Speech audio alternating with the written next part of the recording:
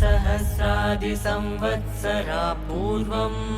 नरज्ञान उद्धारणाय समर्पितम् आदियोगिराद्यं सप्तर्षिभ्यो बोधितम् अतिश्रेष्ठम् इदं विशालं विज्ञानम् आदियोगिनं प्रणमाम्यहम् आदियोगिनं प्रणमाम्यहम् आदियोगिं नमस्तुभ्यं प्रसीद योगेश्वर जन्ममरणोऽलङ्कृत महाकाल नमोऽस्तु ते आदियोगिं नमस्तुभ्यं प्रसीद योगेश्वर जन्ममरणोऽलङ्कृत महाकाल नमोऽस्तु ते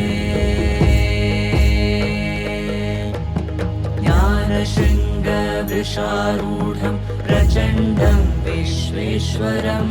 जटाजूटं भस्माङ्गम् आदियोगिनं प्रणमाम्यहम् ज्ञानशृङ्गवृषारूढं प्रचण्डं विश्वेश्वरं जटाजूटं भस्माङ्गम् आदियोगिनं प्रणमाम्यहम् पृथ्वीतेजोदकं वायुं वशीकृतमाकाश्य च महाभूतेश्वरं देवम् आदियोगिनं प्रणमाम्यहम् पृथ्वीतेजोदकं वायुं वशीकृतमाकाश्य च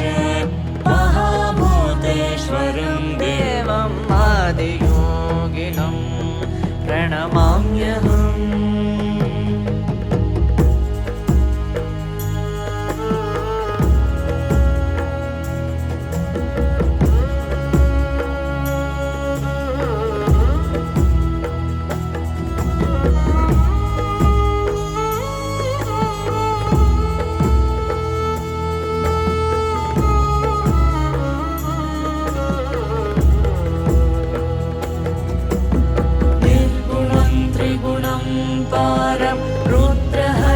सदाशिवं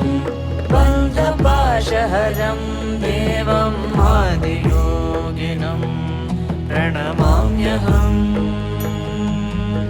निर्गुणं त्रिगुणं पारं रुद्रहरं सदाशिवं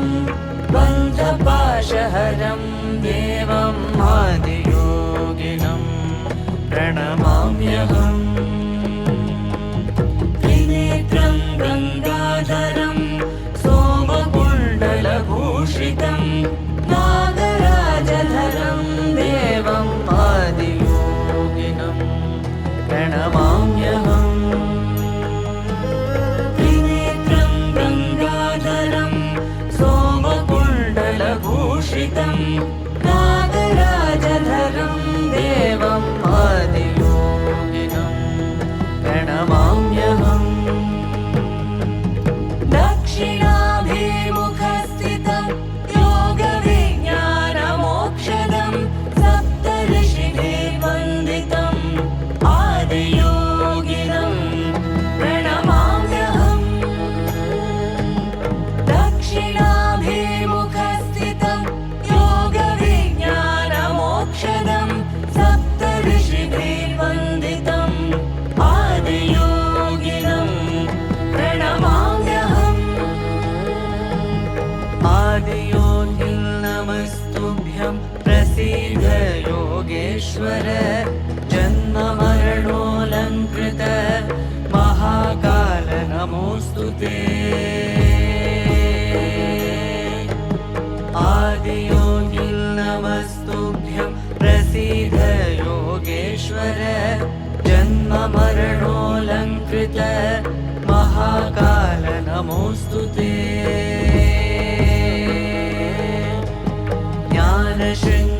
ज्ञानशृङ्गवृषारूढं प्रचण्डं विश्वेश्वरं जटाजूटं भस्माङ्गम् आदियोगिनं प्रणमाम्यहम् ज्ञानशृङ्गवृषारूढं प्रचण्डं विश्वेश्वरं जटाजूटं भस्माङ्गम् आदियोगिनं प्रणमाम्यहम्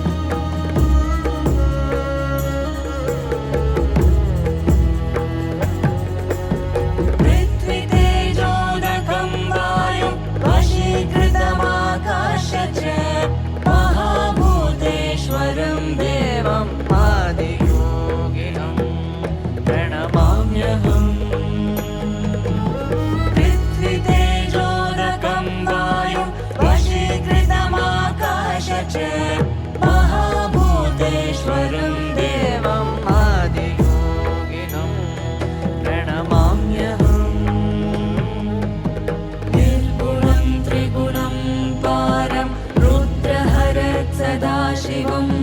बन्धपाशहरं देवम् आदियोगिनं प्रणमाम्यहम् निर्गुणं त्रिगुणं पारं रुद्रहरत् सदाशिवं बन्धपाशहरं देवम् आदियोगिनं प्रणमाम्यहम् त्रिनेत्रं गङ्गाधरं सोमकुण्डलभूषितं नागराजधरं देवम् आदियोगिनं प्रणमाम्यहम्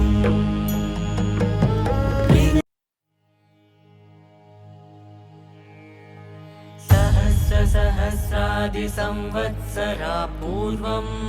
नरज्ञान उद्धारणाय समर्पितम् आदियोगिराज्यं सप्तर्षिभ्यो बोधितम् अतिश्रेष्ठम् इदं विशालं विज्ञानम् आदियोगिनं प्रणमाम्यहम् आदियोगिनं प्रणमाम्यहम् आदियोगिं नमस्तुभ्यं प्रसीद योगेश्वर जन्ममरणोऽलङ्कृत महाकाल नमोऽस्तु ते आदियोगिं नमस्तुभ्यं प्रसीद योगेश्वर जन्ममरणोऽलङ्कृत महाकाल नमोऽस्तु ते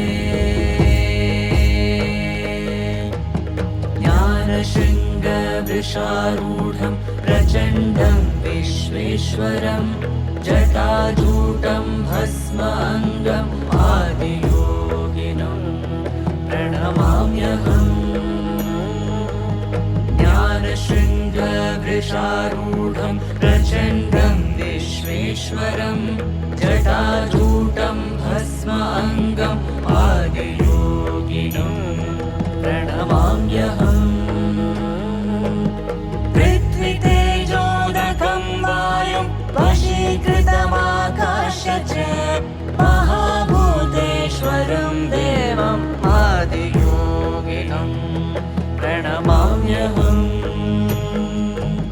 पृथ्वीतेजोदकं वायुं वशीकृतमाकाश्य च महाभूतेश्वरं देवम् आदियोगिनं प्रणमाम्यहम्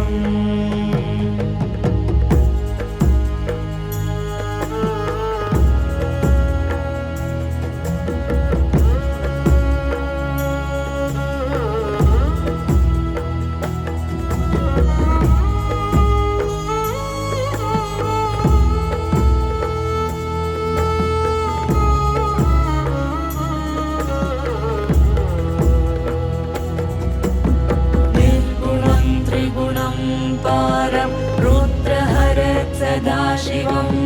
बन्धपाशहरं देवम् आदियोगिनं प्रणमाम्यहम् निर्गुणं त्रिगुणं पारं रुद्रहरं सदाशिवं बन्धपाशहरं देवं आदियोगिनं प्रणमाम्यहम् त्रिनेत्रं गङ्गाधरं सोमकुण्डलभूषितं नागराजधरं देवम् आदियोगिनं प्रणमाम्यहम् त्रिनेत्रं गङ्गाधरं सोमकुण्डलभूषितं नागराजधरं देवम् आदियोगिनं प्रणमाम्यहम्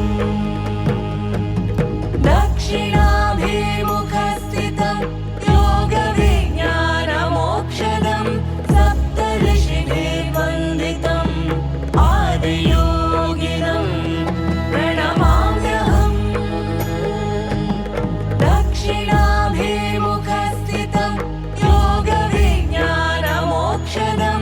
सप्तऋषिभिर्वन्दितम् आदियोगिनं प्रणमाम्यहम् आदियोगिं नमस्तुभ्यं प्रसीद योगेश्वर जन्ममरणोऽलङ्कृत महाकाल नमोऽस्तु ते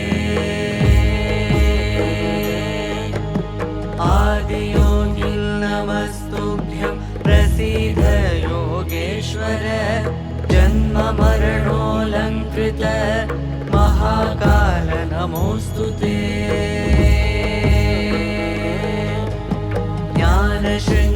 ज्ञानशृङ्गवृषारूढं प्रचण्डं विश्वेश्वरं जटाजूटं भस्माङ्गम् आदियोगिनं प्रणमाम्यहम्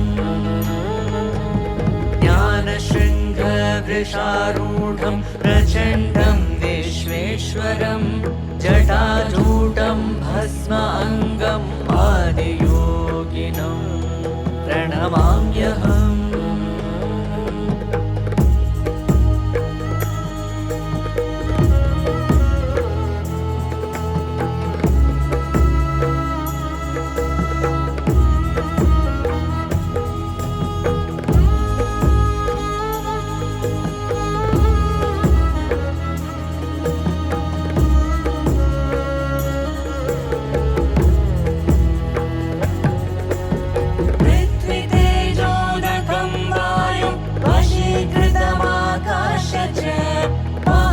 महाभूतेश्वरं देवम् आदियोगिनं